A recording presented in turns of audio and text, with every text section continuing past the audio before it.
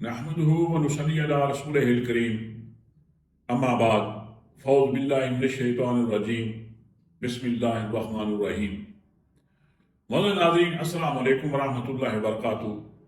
میں ہوں میاں محمد اکرم آپ کی خدمت میں حاضر۔ ناظرین، ورچوئل جلسہ جو ہوا اس حوالے سے ہم بات کریں گے، لیکن اس سے پہلے میں آپ کو اپنے ایک بچپن کا واقعہ سناتا ہوں۔ میری عمر تقریباً 6-7 سال ہوگی۔ ہمارے گھر میں ایک موٹر سائیکل تھی اور وہ بغیر چابی کے سٹارٹ ہو جاتی تھی۔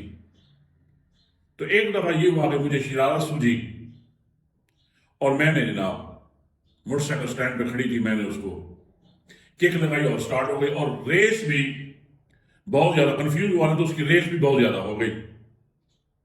اب جناب موٹر سائیکل سٹارٹ ہو گئی، بڑی زوردار اس کی آواز آ رہی ہے، پورے گھر والے پریشان ہو گئے، میں بھی پریشان ہو گیا۔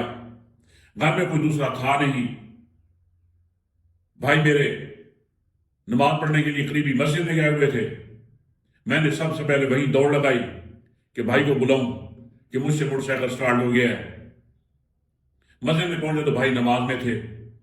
پھر بھاگا ہوا آیا پریشانی کی حالت میں، ایک ترکیب سوجھی کہ پلگ کی تار ہی کیوں نہ نکال دوں کہ جیسے موٹر سائیکل بند ہو جاتا ہے۔ تو جیسے ہی میں نے پلگ کی تار کو ہاتھ لگایا تو ایسا زوردار جھٹکا مجھے لگا کہ میری چیخ نکل گئی۔ تو ناظرین، یہ جو جلسہ ہوا ہے اس میں بھی طاقتوروں کی چیخ نکل گئی ہے، بلکہ چیخ نہیں، چیخیں نکل گئی ہیں۔ اور اس جلسے نے جو ہمارے اوپر 50 سالہ لنڈے کا ایک جو نظام مسلط ہے، اس جلسے نے اس کو بھی برہنہ کر دیا ہے۔ وہ اس طرح کہ جب یہ جلسہ شروع ہوا تو جو ہمارے آئی ٹی کے جو منسٹر ہیں، کیا نام ہے غالباً ان کا، عمر صاحب ہیں، ان کو حکم ملا کہ نیٹ کو سلو کر دیں۔ اب یہ ایسی بے وقوفوں والی حرکت ہے، یا جس طرح میں نے بچپن میں جو حرکت کی تھی، میرے خیال میں اس میں اور اس میں کوئی خاص فرق نہیں پڑتا۔ جیسے ہی انٹرنیٹ سلو ہوا، پوری دنیا سے جناب چیخیں اٹھنے لگی کہ پاکستان میں کیا ہو رہا ہے کہ نیٹ کام نہیں کر رہا۔ ظاہری بات ہے بہت سے لوگ ہیں جو آن لائن بزنس کرتے ہیں، اور بے شک ان کا جو ایک نظام ہے ان سے منسلک ہے۔ اور بڑے افسوس کی بات یہ ہے کہ بہت زیادہ پاکستان کو اس حرکت سے لاسز بھی ہوئے کہ ظاہری بات ہے کسی کا بزنس ہے، ٹکٹ ہو گیا، ظاہری بات ہے یہ آپریشن بھی بغیر نیٹ کے تو کام نہیں کرتا۔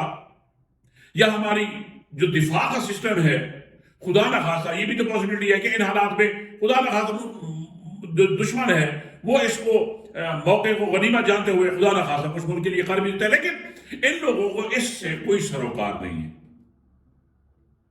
ان کی جو یہ پوزیشن ہے کہ جب یہ تو آواز کو دبانا چاہ رہے تھے نا، لیکن یہ آواز پوری دنیا میں طوفان بن کر پھیل گئی۔ اور پھر یہ اتنے عقل کے اندھے ہیں کہ اس طرح کرنے سے کیا یہ جلسہ ناکام کرنے میں کوئی ہمارا یہ طریقہ کارآمد ثابت ہو سکتا ہے؟ ہرگز نہیں ہو سکتا۔ اب میری بات ہے کہ آپ 5 گھنٹے کے لیے، 10 گھنٹے کے لیے، یا 1 دن کے لیے، یا 24 گھنٹوں کے لیے آپ نیٹ کی جو سہولت ہے اس کو بند کر دیں گے یا سلو کر دیں گے، لیکن یہ تو اب بار بار یہ تو نیٹ پہ جب ایک چیز آ گئی ہے تو ظاہری بات ہے لوگ شیئر بھی کریں گے اور بار بار دیکھیں گے۔ یہ تو ایسا سسٹم ہے کہ اس میں تو جو ہمارے طاقتور ہیں، جو نام کے طاقتور ہیں، ان کو تو کم از کم اس بات کا احساس ہونا چاہیے کہ جو حرکت انہوں نے کی ہے اس سے تو مزید یہ وہ کہتے ہیں نا خنجر خوار ہونا، یہ تو وہی ویسے خنجر خوار ہو رہے ہیں۔ تو ناظرین، عمران خان نے جدت ایک لائی ہے ایک سوچ میں، اور اس سوچ نے جو اویئرنیس آئی ہے، شعور آیا ہے، اس کے ذریعے عمران خان نے ان طاقتوروں کو جو ایکسپائر ہو گئے ہیں، جو یہ ایک 50 سال میں یہ سمجھتا ہوں کہ لنڈے کا نظام ہے، عمران خان نے گھیر گھار کے ان کو دلدل میں دھکیل دیا ہے۔ اور دلدل کی حقیقت یہ ہوتی ہے کہ وہاں پہ جس طرح زیادہ جو حرکت کرے گا اسی طرح وہ نیچے ہی دھستا چلا جائے گا۔ اور میرے خیال میں اب عوام اسی انتظار میں ہیں، کیونکہ گردن تک تو یہ نظام دھس گیا ہے اور اس کی موت یقینی ہے۔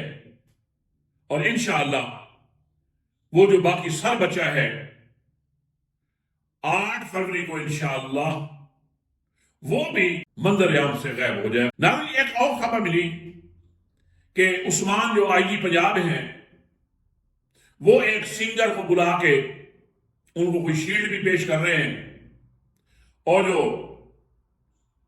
سنگر صاحب ہیں ان کا نام غالباً وجاہت ہے، ان کو استعمال کرتے ہوئے اپنی شاید کوئی ریپیوٹ کو پالش کرنے کی کوشش کر رہے ہیں، اور وہ موصوف یہ کہہ رہے ہیں عثمان صاحب کی خوشامد کرتے ہوئے کہ جناب 735 یا کتنے پنجاب میں تھانے ہیں، اور جو بیشتر تھانے ایسے ہیں جیسے وہ 5 سٹار ہوٹل ہوں، یعنی کہ ایسا ماحول بنایا ہوا ہے۔ تو حضرت آپ نے یہ بات بھی ٹھیک کی، لیکن آپ کی شاید اس کی نظام کے جو چلانے والے ہیں، جو خدمات دینے والے ہیں، آپ نے ان کے گھروں کا حال نہیں دیکھا۔ پولیس کانسٹیبل بھی، اس کا گھر بھی 5 سٹار ہوٹل والا ہے۔